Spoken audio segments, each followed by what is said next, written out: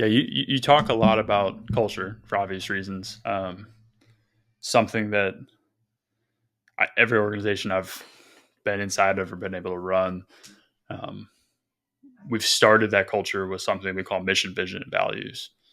Having a clear mission on an organizational level, having a clear vision of how we'll fulfill on that mission, and having clear values in what way will we fulfill on that mission. Like, who are we being when we do it? What is our identity?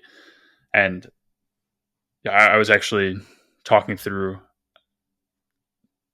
a potential consulting opportunity for us with a client where I asked them, because it for me it's kind of an abstract, like, oh yeah, what's your culture? You and I might be able to have a conversation around that, and I know we can get inside of an organization and pinpoint it. But I think you ask 99% of all small business owners, probably more than that, and they can't describe it. I don't think they have the words to describe it. But if you can ask them, what's your mission, vision, and values? I've found that that's at least a little bit more tangible. And this organization, they didn't have one. I think they had like some boiler, stamped like, oh yeah, here's the mission on our website, and it's like, dude, this isn't even congruent with like what you're doing. Right.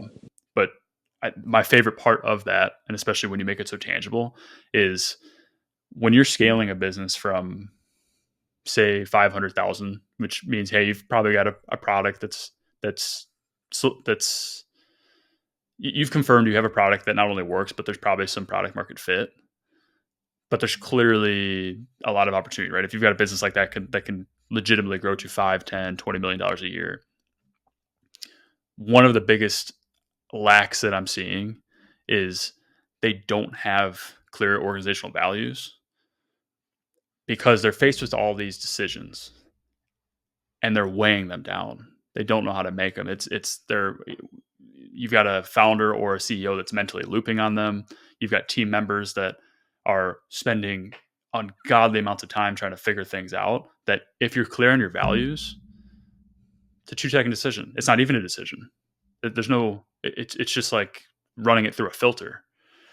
And obviously, I'm drinking the Kool-Aid that you're pouring a little bit because for the last 10 years I've been the sales guy that just I'm a hammer, and I like to tell my friends that you're more of a fine utensil.